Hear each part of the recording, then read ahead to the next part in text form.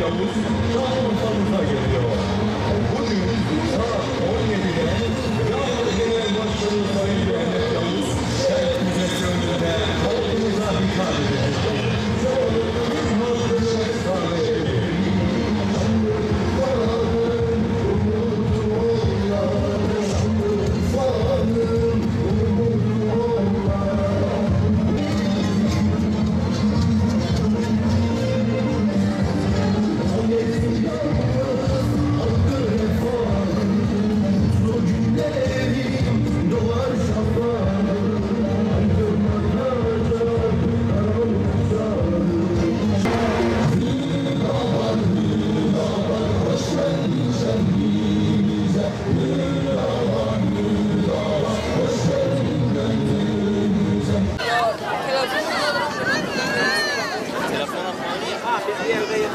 Çok fazla da sıkışmayalım lütfen. Aramızda biraz mesafe bırakalım. Biliyorsunuz ki hava sıcak.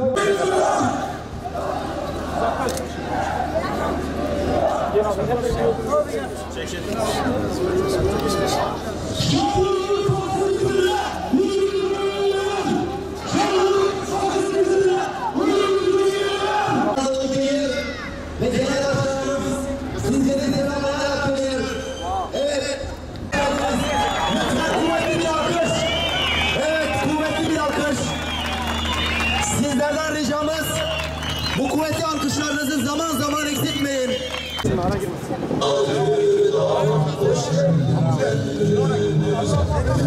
Başkanım hoş geldin. Hoş bulduk. Bayramınız mübarek olsun.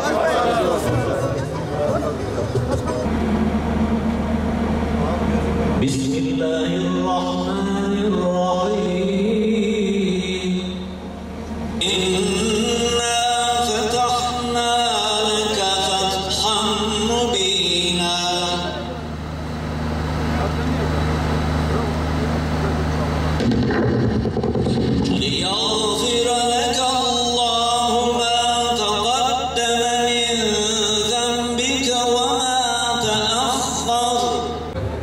Ramazan bayramının İslam ümmetine hayırlara vesile getirmesini Cenab-ı Allah'tan niyaz ediyorum. Değerli kardeşlerim, malumunuz üzere 6 yıla yakın bir süre il başkanlığı görevi yürüdüm. Şu anda 14 milletvekili adaylarından bir tanesiyim. Biz 7 Haziran seçimlerinde bu halka bir söz vermiştik. Biz dedik ki seçimlerden seçimlere sizi ziyaret etmeyeceğiz. Yani 5 yılda bir bizler sizi ziyaret etmeyeceğiz. Biz seçimlerden sonra da sizi ziyaret edeceğiz. İl başkanlığı görevini yürüttüğümden dolayı ve bu ziyaretlere vakıf olduğumdan dolayı ben size samimiyetimle söyleyeyim. Bizler sözümüzü yerine getirdik. Halkımıza verdiğimiz sözde durduk ve bizler seçimlerden sonra halkımızı ziyaret ettik ve hiçbir zaman biz alanlardan düşmedik, alanlarda eksik kalmadı, halkımızın yanında olduk.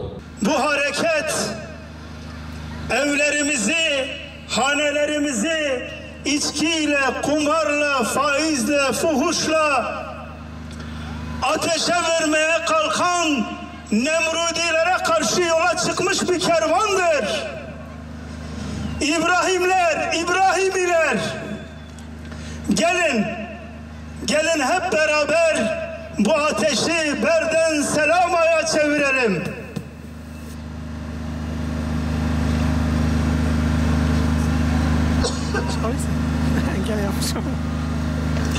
Evet, Nemrutlar bugün çok güçlü.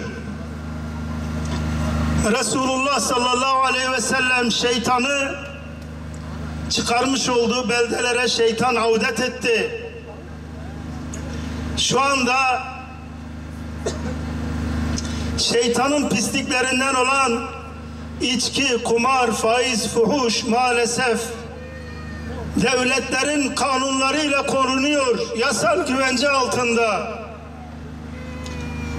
Şeytanı tekrar bu topraklardan kovmak, bunları yasayla engellemek için Hüdapar'ın mecliste olması şart. Haydi Urfa tüm oylar Hüdapar'a. Haydi Urfa umutlar Hüdapar'a. Haydi Urfa el verin Hüdapar'a.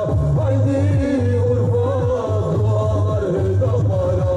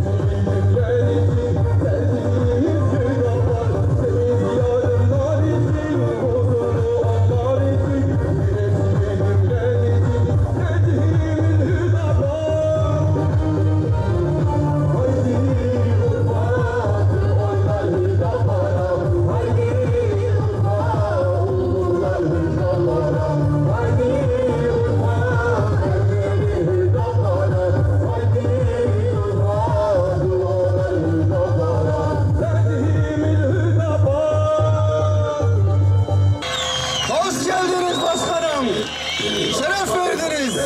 Şehrimize Hüdapar, Hüdapar, hoş geldin gönlümüze. Hüdapar, Hüdapar, hoş geldin şehrimize. Değerli kardeşlerim, beni tanıyorsunuz. Hüdapar'ı tanıyorsunuz. Hüdapar, Urfa'da bilinmeyen bir hareket değil. 7 Haziran seçimlerinde Urfa'da seçimlere girmiştik. 30 Mart 2014 yerel seçimlerinde Urfa'da seçimlere girmiştik. Bir nebze de olsa kendimizi tanıttığımızın farkındayız. Halkımız artık bizi tanıyor. Bizi neyle tanıyor? Eski il başkanımız, kurucu il başkanımız Lokman Yalçın güzel söyledi. Hüdapar Mehmet Yavuz'u ve Hüdapar'ı, ey Urfa halkı, sırtımızda akrep var, ihbar ediyorum sözüyle tanıdı. İhbar etmiştik. Urfa'nın Hüdapar'a oy vermesi için çok önemli gerekçeleri var. Önemli nedenleri var. Nedir onlar? Müsaadeniz olursa 20 televizyon kanalında söylemiş olduğum birkaç sözü özetle ifade etmek istiyorum. Urfa'nın bağımsız milletvekili adayı olduğum için 7 Haziran seçimlerinde hafızayı beşer nisyan ile maluldur. Arz etmek isterim. Biz bu şehrin de, bu milletin de, bu memleketin de dostuyuz. Hayırhahlarıyız. Hayır isteyenleriyiz. Allah vekil olsun. Bu aziz ve mübarek günler hürmetine kesin, açık ve net konuşuyorum. Bu şehrin de, bu ülkenin de, bu milletin de tırnağına tek bir çakıl taşının dokunmaması için mücadele ediyoruz. Mücadelemiz budur. Çünkü aynı gemideyiz. Gemi su alırsa, derinirse hep beraber kaybederiz.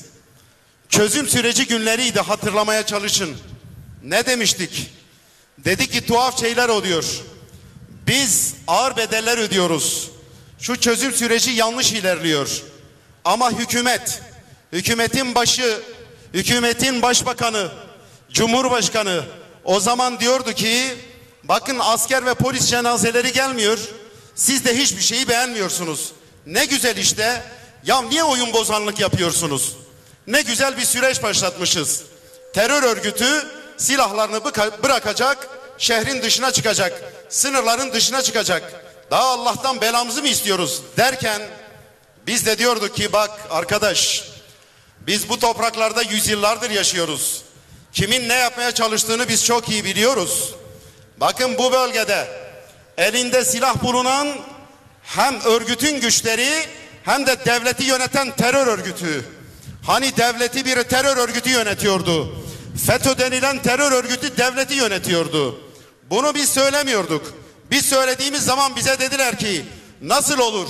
Alnı secdeli insanlara nasıl iftira atarsınız? Daha sonra kardeşlerim gördünüz. 15 Temmuz oldu. 15 Temmuz'dan sonra devletin İçişleri Bakanı Sayın Efkan Ala dedi ki 7.000 istihbarat polisinin 6.700 tanesi FETÖ terör örgütü mensubudur. Kendileri ifade ettiler. Evet dediler. Bu devleti terör örgütü yönetiyordu. İşte o zaman daha biz tokat atılmadan, bu millet, bu memleket ağır bedel ödemeden önce biz bunu söylüyorduk. Dedik ki bakın, bu terör örgütü dediğiniz yapılar birbirleriyle yardımlaşıyor. Bir taraftan PKK, bir taraftan FETÖ ortak bir şekilde beraber hareket ediyorlar. Ya dediler, aklınızı peynir ekmekle mi yediniz? Nasıl olur FETÖ ile PKK beraber hareket ediyorlar? O zaman bizi işi bilmemekle, siyaseti bilmemekle suçladılar maalesef. O gün bizi dinlemiş olsalardı, eğer o gün bizi dinlemiş olsalardı, emin olabilirsiniz, ne şehirlerimiz savaş alanına dönüşecek, ne binlerce insanımızın hayatına mal olacak, ne de hep beraber neredeyse memleketimizin parçalanma girişimine maruz kalacaktık. Yine Suriye meselesi baş gösterdiği zaman uyardık. Bakın dedik, Suriye'nin başında bir zalim var, kabul ediyoruz. Fakat bu Orta Doğu denilen İslam coğrafyasında birçok zalim var. Amerika neden özellikle Suriye'de işleri karıştırmaya başlıyor? Bunu iyi bilelim. Mesele nedir biliyor musunuz? İfade edeyim. Urfalı kardeşlerim, herkes dinlesin. Ekranları başlarındaki, Türkiye çapında bizi dinleyen, bütün izleyenler bizi dinlesin ama özellikle siz daha fazla dinleyin. Çünkü en fazla tehdit altında olanlar sizlersiniz. Siyonist terör rejimi, Allah'ın lanetlemiş olduğu, siz Müslümanların en büyük düşmanıdır dedi. Siyonistler topraklarınıza göz dikmişler, iffetinize göz dikmişler, namusunuza göz dikmişler. Hepinizi köle yapacak, kendileri efendi olacak. Suriye'de çıkarılan savaşın ana sebebi budur. Münbiş'teki hikaye budur. Rakka'daki hikaye budur. Felluce'deki hikaye budur. Irak'taki mesele de budur. Çünkü bu psikopat çete, dünyayı çekinmeden ateşe atan bu psikopat çete Nil ile Fırat arasındaki toprakların kendi babasının malı olduğunu söylüyor. Onun için diyorum, siz daha iyi dinleyin. Yavaş yavaş geliyor bakınız. Yavaş yavaş geliyor. Suriye'de savaşın çıkarılmasının ana sebebi budur. Bu toprakları almak isteyecek. Aha, Fırat'a kadar uzanacak. Evlatlarımızın ikbaline ve istikbaline göz dikmiş. Hükümeti uyardık. Hükümet bizi dinlemedi. Maalesef Suriye'de silahların patlamasına sebebiyet verecek yanlış politikalar uyguladı. İşte gördük. Ne oldu? Kim kazandı Allah aşkına? Onun için Türkiye'nin Hüdapar'a ihtiyacı var. Onun için Urfalım, Hüdapar'a oy vermek zorundasın. Yoksa bunları kimse söylemiyor. Soruyorum, lütfen cevap verin. Şu ana kadar iktidarın milletvekilliği listesi içerisinde bu bakış açısına sahip olup da evet, benim topraklarıma göz dikmişler, bunların karşısında aslanlar gibi yer almak zorundayım, tedbir geliştireyim, aman ha kurban, milletin cebine göz dikmeyin, aman bir kuruşun 3 kuruşun hesabını yapmayın, yere girsin ihaleler, yere girsin rantlar, yere girsin nüfus temin etmeler, yere girsin kurralıklar diyen kaç tane milletvekili var soruyorum size.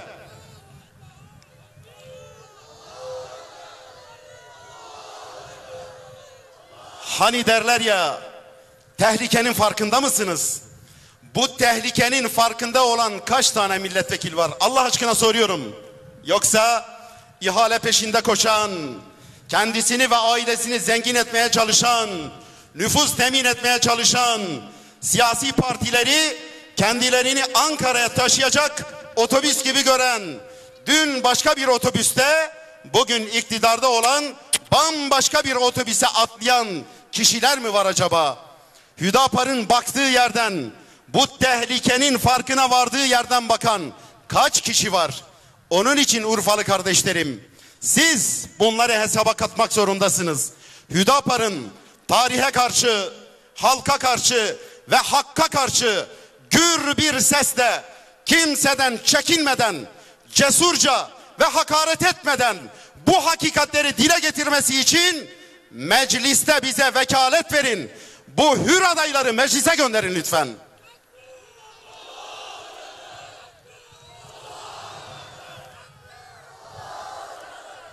Bize oy vermesi için Urfa'nın, Türkiye'nin, bu İbrahim'in milletinin bize oy vermesi için çok önemli gerekçeler var dedik. İşte buyurun. Suriye meselesinde neler olduğunu gördük. İşin siyasi yönü bu. Bir de işin iktisadi ekonomik yönü var. Akçakale sınır kapısı kapandığı zaman Akçakaleli 3000 kamyoncu esnafı evet kamyonlarını çürümeye terk etti. Benim çok değerli dostum, Allah gani gani rahmet eylesin, Urfa İnşaatçılar ve Yapıcılar Dernek Başkanı Mustafa Yıldırım kardeşim, değerli dostum ağabeyim, birkaç ay önce kaybettik. Rahmeti Rahman'a kavuştu. Allah ona rahmet eylesin. Hani Lokman Bey biraz önce dedi ya, seçimden seçime biz gelmiyoruz. Gerçekten seçimden seçime gelmedik. Ben İnşaatçılar ve Yapıcılar Derneği başta olmak üzere Urfa'nın bütün sivil toplum kuruluşlarını 2 kere 3 kere bu sırada ziyaret ettim 7 Haziran seçimlerinden sonra. Bu ziyaretlerimizin bir tanesinde Mustafa abi dedi ki, başkanım Allah rızası için bunları gündeme getirin dedi. Lütfen gündeme getirin. Akçakale kapısının açık olduğu zamanlarda sadece bavul ticaretinden Urfa'ya aylık giren para 5 milyon dolardı. Her ay Urfa'ya 5 milyon dolar para giriyordu. Akçakaleli, Harranlı, Suruçlu, Halfetili, Birecikli, Ceylanpınarlı, Siverekli, Bozovalı, Hilvanlı kardeşlerim hep beraber insan onuruna yakışır helal bir şekilde ticaret yapıyorlar. Kazançları iyi olduğu için suça da bulaşmıyorlardı. Ne oldu? Akçakale kapısı kapanınca evet sorunlar baş gösterdi. İnsanlar neredeyse artık bir sivil toplum kuruluşu başkanımızın ifade ettiği gibi yüreğimize kurşun yedik. Ekmek teknemiz battı ve iktisadi sorunlarını hep beraber görüyoruz. Şimdi değerli kardeşlerim, sözü uzatmıyorum bu meseleyi. Önümüzde çok önemli sorunlar var. Bakınız, dünya emperyalizmi ve Siyonizm gelecek. Urfa'yı elde etmeye çalışacak. Çünkü arz-ı mev'ud dediği sınırların içerisinde Urfa da var. Şimdi sizden bir kez daha vekalet istiyoruz. Bize dua ettiniz. Bize desteğinizi esirgemediniz. Şimdi sizden oy istiyoruz. Meclise göndereceğimiz bu milletvekilleri, Emin Güneş'i, Lokman Yalçın'ı, Cuma Aytiş'i, Kamil Tuncay'ı ve diğer bütün kardeşlerimiz Allah'ın izni ve iradesiyle bu ferasetsizlikler karşısında, bu basiretsizlikler karşısında onlar adına size söz veriyorum. Onların vekili benim ben. Eğer onlar ceplerini doldurmak için harekete geçerlerse Allah'ın izniyle karşılarında bizi bulacaklar. Onlar böyle meselelerden bahsetmeyecekler. Ya bu büyük tehlikeye dikkat çekecek. Her zaman bu meseleleri konu edinecek. Ve gerekirse sizin adınıza, sizin verdiğiniz vekaletle meclis kürsüsünü kapatacak. Siyonist terör rejiminin terörist kılıklı konsolosu, büyükelçisi bu topraklardan def edilmeden eylemlerini sona erdirmeyecekler. Tekbir! Hüdapar halkın partisidir. Hüdapar halkın partisidir. Evet. Bu ferasete sahip milletvekillerini meclise gönderin. Kürt meselesi diyorlar. Nedir bu Kürt meselesi? Bölgesel mesele olmaktan çıkmış, küresel ve uluslararası bir mesele haline gelmiş. Nedir bu? Niye bu hale geldi? İşte bu ferasetsizlikten kaynaklandı. Basiretsizlikten kaynaklandı. Biz bu meseleyi 6 ayda çözeriz. Kayıtlara geçsin. Biz bu meseleyi 6 ayda çözeriz. Nasıl çözeriz? Çok basit. Daha önce de söyledim. Çözüm Urfa'da. Çözüm Urfa'nın ucuzluk pazarında. Niye bu meseleyi Amerika'yı, Bu meseleye Amerika'yı niye bulaştırıyorsun? Bu meseleye İsrail'i niye bulaştırıyorsun? Bu meseleye Fransa'yı niye bulaştırıyorsun? Bu meseleye İngiltere'yi niye bulaştırıyorsun? Çözüm Urfa'nın ucuzluk pazarında. Urfa'nın ucuzluk pazarında Allah aşkına esnaflarımız asırlardan beridir kaç dil konuşuyor? En az 4 dil konuşuyor. Ticaret için gelen müşterileriyle Türkçe konuşuyor mu? Size soruyorum. Türkçe konuşuyor mu? Kürtçe konuşuyor mu? Arapça konuşuyor mu? Zazaca konuşuyor mu? Yahu Allah aşkına niye Kopenhag kriterlerinde bu milletin zamanını boşa harcıyorsunuz?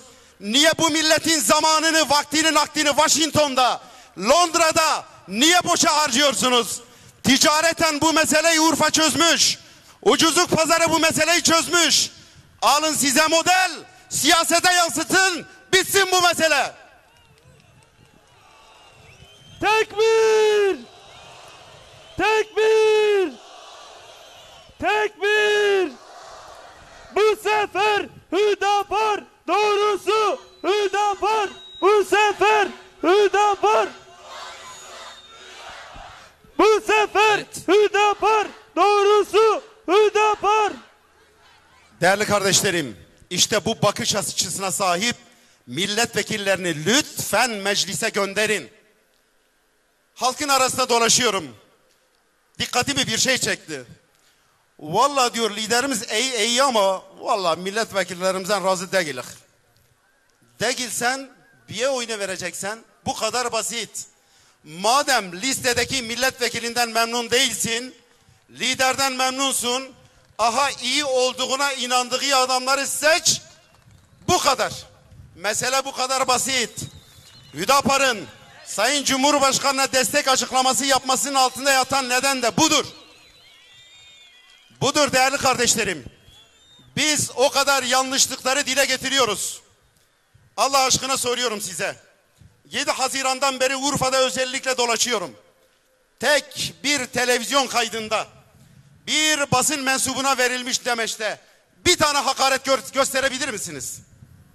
Asla gösteremezsiniz. Çünkü biz siyaseti de Müslümanca yapıyoruz. Ahlakımız buna müsait değil. Vicdanımız buna müsait değil.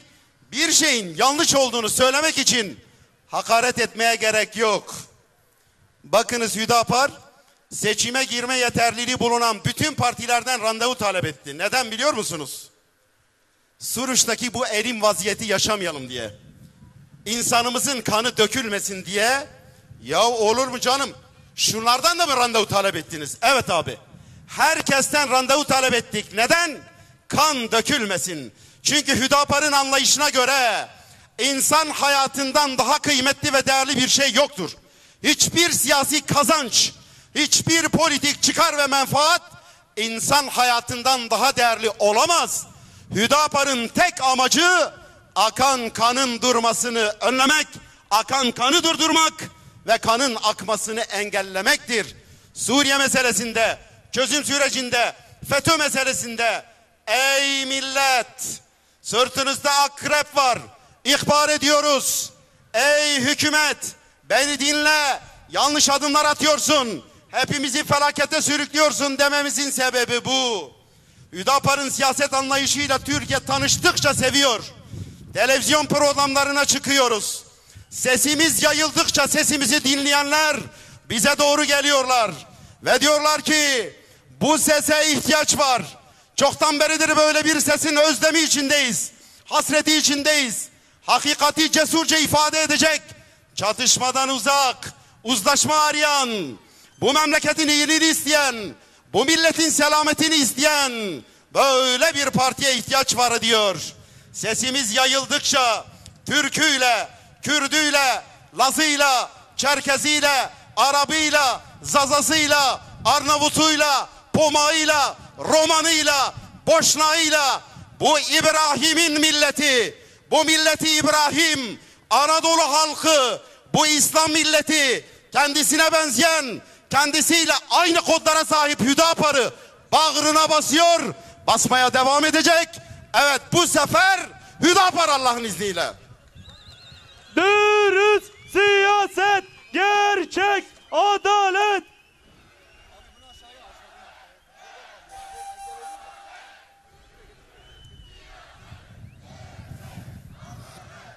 Ben Urfa'nın sorunlarını çok iyi biliyorum. Bir çırpıda sayayım size hemen. Kaç yıldan beridir GAP'ın merkezindeyiz. 1980'li yıllardan bu yana dünyanın en verimli ve bereketli topraklarına ve arazilerine sahibiz. Zaten bu jeostratejik konumdan dolayı bizden vazgeçmeyecekler. Bir daha gelecekler. 15 Temmuz'da gelmişlerdi. Hep beraber meydanlara çıktık. Biz bir daha meydanlara çıkarız. Çünkü biz mecliste temsil edilirsek sadece bizim işimiz buna tedbir geliştirmek olacaktır. Biz bir daha geleceklerini biliyoruz. Topraklarımıza göz diktiklerini biliyoruz. Bu toprakları babalarının çiftliği, hepimizi ise köle olarak gördüklerini, kendilerini yeryüzünün efendisi olarak gördüklerini biliyoruz. Tehlikenin nereden geleceğini biliyoruz. Bizim bakış açımız öyle basit değildir. Öyle kirli değildir bizim bakış açımız. Halkımızın cebinde bizim gözümüz yok. Biz bütün bu bedel ödemişliğimizi, bütün bu hizmetlerimizin karşılığını alemlerin Rabbi olan Allah'tan bekliyoruz. Ücretimizi Cenab-ı Allah'tan bekliyoruz. 1 milyon dolara, 10 milyon dolara, kirli pazarlıklara, ihalelere, rantlara, peşkeş çekmelere Allah'ın izni ve iradesiyle bir saat adalet 70 yıllık ibadetten evladır diyen Efendimiz Aleyhisselatü Vesselam'ın takipçileri ve bağlıları olan Hüdapar asla bunlara tenezzül etmeyecektir. Bizim kitabımızda yoktur bu. Gözümüz de tok, gönlümüz de toktur Allah'ın izniyle. Kardeşlerim, evet, tehlikenin nereden geleceğine dikkatlerinizi çekmek istiyorum. O hal ilan edildi ve hala şu anda yürürlükte. Sayın Cumhurbaşkanı dedi ki biz o hali darbecilere uygulayacağız, vatandaşa ise normal hal. Eyvallah, ehlen ve sehlen, sorun yok. Fakat uygulamalara bakıyoruz, böyle değil. Neden böyle değil? Şu tuhaflığa bir bakın. Allah aşkına soruyorum size. Hüdapar'ın dışında kaç kişi bunları söylüyor? Hangi parti bunları söylüyor? Lütfen soruyorum size. Şu anda devletin hafızası, istihbarat hafızası, güvenlik hafızası, o hani diyorlar ya memleketimize kasteden FETÖ, o FETÖ tarafından oluşturulmuş hafızadır. Arkadaşlar siz ne yapıyorsunuz Allah aşkına? Şaka mı yapıyorsunuz, devlet mi yönetiyorsunuz?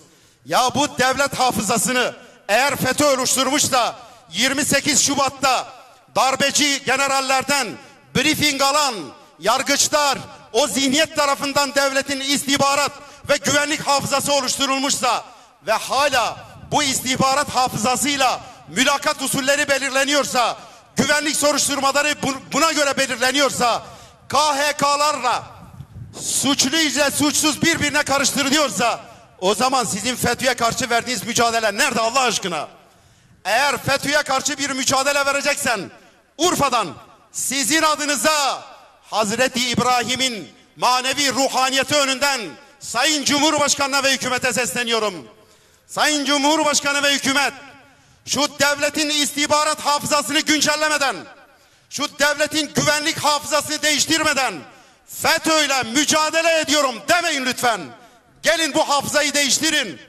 Bu milletin 22 yaşındaki evlatları en verimli çağlarında memurluğa geçerken FETÖ'nün ve 28 Şubatçı zihniyetin hazırladığı güvenlik soruşturmalarıyla bunlara tabi tutuluyor ve işe alınmıyorsa darbe karşıtı cepheyi birileri zayıflatıyor demektir. Tehlike içeriden de geliyor. Ben yine ihbar ediyorum. Ey hükümet, ey Sayın Cumhurbaşkanı, bakın sizin sırtınızda akrep var. Sizi sokacak. Lütfen buna izin vermeyin ve şu devletin hafızasını bu milletin inancına göre, bu milletin değerine göre, bu milletin tarihine göre, bu milletin dostlarına göre gelin güncelleyin. Bu akıl tutulmasından hep beraber kurtulalım. Yeni bir anayasa oluşturalım. Darbecilerin anayasasıyla hala neden hükmediyoruz? Neden bizim kanunumuzu Allah aşkına Urfalılar soruyorum size. Ya niye bizim medeni kanunumuz İsviçre'nin kanunları olsun? Niye bizim idare hukukumuz Fransa'nın olsun? Niye bizim ceza kanunlarımız İtalya'dan gelsin? Niye bizim ticaret hukukumuz ve kanunlarımız Almanya'dan gelsin? Bizim elimiz sakat mı? Gözümüz kör mü? Bir ticaret kanunu yapamıyor muyuz? Bir medeni kanun oluşturamıyor muyuz? Eğer oluşturamıyorsak bırakın bu işi yapmayın. Bırakın yapmayın. Hüdapar'a verin bu işi. Hüdapar İngiliz'e de, İtalyanına da, Fransızına da, Almanının da lütfuna ihtiyaç duymadan vallahi bunu gerçekleştirecektir Allah'ın izniyle. Eskilere elveda, Hüdapar'a merhaba. Eskilere elveda, Hüdapar'a merhaba. 15 Temmuz yaşanmasaydı ben derdim ki ya tamam dengeler gözetiliyor. Ya ne dengeleri gözetiyorsun? Daha ortaya çıkmayan, aşikare olmayan bir şey kaldı mı Allah aşkına? İncirlik'ten kalkan uçakların yakıt ikmalleri onlar tarafından sağlanmadı mı? Bu milletin üzerine bomba atan. Daha ne diye Münbiş'te biz Sayın Çavuşoğlu Amerika ile anlaştık, istikrarı sağlayacağız. Fesübhanallah. İstikrarsızlığın şahı ve padişahı, yeryüzünün haydutu, büyük şeytan Amerika'dır. Onunla istikrar sağlanmaz. Akrebe hakaret olmasın diye akreple aynı yatağa giriyorsun demek istemiyorum. Vallahi akrebe hakaret olur. Amerika ile anlaşılmaz. Amerika ile ne zaman anlaşırsın? Amerika'yı bu topraklardan def ettiğin gün Amerika ile anlaşmış olursun. Gelin el ele verelim, gelin. Gelin kardeş olalım. Dostumuzu, düşmanımızı tanıyalım, gelin. İçeride de dışarıda da. Komşularımızla sınır ilişkisi geliştirelim. Yabancı sermayeyi bir kenara atın. Esnaf kan ağlıyor, içerideyiz. Döviz dalgalı bir seyir izliyor. Kim yapıyor bunu? Amerika yapıyor. Ya arkadaş Amerika yapıyor da sen niye kendi içini muhkem hale getirmiyorsun? Yabancı sermaye yerine üretime bak, üretime. Üretime dayalı bir ekonomi modeli geliştir. Irak'la aranı bozmana gerek yok. İran'la aranı bozmana gerek yok. Amerika istiyor diye hiç bu şekilde davranma. Komşularımızla iyi geçinelim. Komşularımızdan bize petrol gelsin, gaz gelsin. Bizden onlara gıda gitsin, inşaat malzemesi gitsin, tekstil gitsin, teknoloji gitsin. Bakın piyasalar nasıl canlanıyor. Allah'a yemin ederek söylüyorum. Biz sadece komşularımızla tam kapasite ticaret yaparsak bu memlekete öyle bir ekonomik canlılık gelecek ki hiçbir esnafımız kepenk kapatmak zorunda asla kalmayacaktır. Değerli kardeşlerim, bir anayasa dedik. Yeni bir anayasa yapalım. 15 Temmuz'da irade beyanında bulunan, memleketinin selametinden, milletinin selametinden yana irade beyanında bulunan bu millete şöyle bir anayasayı hediye edelim. Anayasanın bir maddesine, bir yerine şöyle bir madde koyalım. Bu milletin inancına aykırı hiçbir kanun çıkarılamaz. Evet, anayasada bu madde mutlaka yer almalıdır. Bu milletin inancına aykırı hiçbir kanun çıkarılamaz maddesini koyalım. Bu Hüdapar'ın bu İbrahim milletine, İslam milletine bir hediyesi olsun ki hiçbir işbirlikçi emperyalizmin menfaatlerini korumaya kendisine adamış hiçbir işbirlikçi bazı kanun maddelerini gerekçe göstererek bu milletin değerlerine savaş açmasın, darbecilik yapmasın, bu milletin değerlerine hakaret etmesin, onların önünü keselim diye anayasaya böyle bir madde koyalım. Bu milletin inancına aykırı hiçbir kanun çıkarılamaz. Bitmiştir. Adaleti merkeze yerleştirelim. Nedir adalet? Devletin dinidir. Hiçbir ideoloji dayatmasın. Kimseyi ötekileştirmesin. Dili de yasaklamasın, dini de yasaklamasın. Zira din de insan işindir. Ve insan eşrefi mahlukattır. Yeryüzünün en değerlisidir. en şereflisidir. Hüdapar'ın önce insan, öncelik adalet demesinin sebebi işte budur değerli kardeşlerim. Eğer bunları yaparsak Allah'ın izni ve iradesiyle yeni umut dolu güzel günler bizi bekleyecek. Yoksa da rahmetlik Kazançı Bedih'in dediği gibi yine Urfa eski hamam, eski tas, acanım diyor ya, lütfen Urfa eski hamam, eski tas olmasın. Elektrik sorunlarıyla boğuşmayalım. Su sorunuyla boğuşmayalım. Mevsimlik işçilerin neler çektiğini hep beraber biliyoruz. Eğitimde nasıl son sıralara düşmüş hep beraber görüyoruz. Şu hale bakın. Sokaklarımızın izbe yerlerinde madde bağımlısı gençlerimiz öyle bir çoğalmış ki bunlara karşı tedbir geliştirmesi gereken siyaset kurumu sadece cebini düşünürse, kendisini düşünürse, ailesini düşünürse Urfa yine eski hamam, eski tas olacak. Gelin bu sefer güzel bir şey yapalım. Gelin bu sefer hep beraber Hüdapar diyelim. Hep beraber Hüdapar olsun diyelim.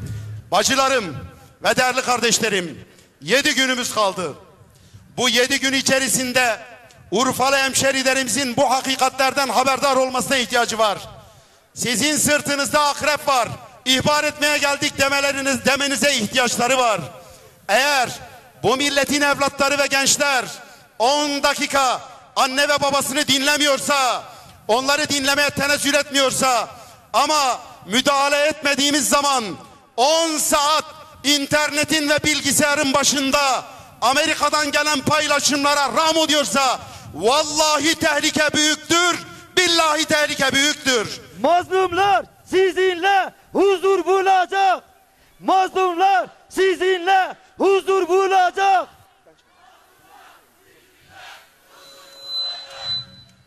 Evet bacılarım ve kardeşlerim, şimdi sizden bir söz alacağım. Sonra da değerli milletvekili arkadaşlarımızı çağıracağım, biz de size söz vereceğiz. Siz bu 7 günlük süre içerisinde tek tek bütün kapıları dolaşacak mısınız? Vallahi bayanların sesi çok fazla çıkmayınca, bu işe kadın eli değmeyince bu iş olmuyor. Bacılarım, sizin de sesiniz gelsin. Sesinizin şu anda gelmesi size sevap kazandıracak. Şu anda bu meydanda sesiniz çıksın. Siz kapı kapı dolaşacak mısınız? Rahma kodel meriye ve be. Allahu yarda aleykum. Allah sizden razı olsun. Kazanız mübarek olsun. Bu aziz millet sizi bekliyor. Bu millet bütün ümitsiz değildir. Kifayetsiz muhtar ister. Cebini ve sadece kendisini düşünenlere inat. Hüdapar bu milletin iman selameti içinde kalması, düşmanlarına karşı göğsünü siper etmesi için her türlü bedeli ödemeye hazırdır. İşte huzurlarınıza hür kadrolarımızı çağırıyorum. Değerli milletvekili kardeşlerim buyurun. Onlarla beraber sizlere bir söz vereceğiz. Buyurun lütfen. Evet, biraz önce dedim ya, Kürt meselesi bir adalet meselesidir elbette. Hani çözüm önerisinde bulunduk, işte çözüm önerisi bu. Türk'ü de var içimizde elhamdülillah. Kürt'ü de var, Arap'ı da var, Zazası da var. Buyurun çözüm burada. Halkın birbiriyle bir sorunu yok. Ey siyasi mekanizma, sadece yasal ve anayasal olarak bunu teminat altına alacaksın. Takbir! Takbir! Ne Amerika'nın, ne İsrail'in, ne de bu milletin değerlerine düşman örgütlerin bu meseleyi çok fazla kurcalamasına izin vermeyeceksin. Mesele bitti. İşte Hüdapar'ın hür kadroları. Şimdi size bir söz veriyoruz. Bütün kardeşlerim adına, milletvekili adaylarımız itiraz ediyorlarsa hemen söylesinler. Biz Hüdapar'ın milletvekili adayları olarak ve genel başkanı olarak milletimizin selametiyle partimizin selameti ve menfaati arasında tercih yapmak zorunda kalsak, Allah'ın izni ve iradesiyle Hazreti İbrahim'in makamının ruhaniyeti önünde söz veriyoruz. Milletimizin ve memleketimizin selametini tercih edeceğiz. Söz veriyoruz buna. Hepinizin adına söz veriyorum arkadaşlar.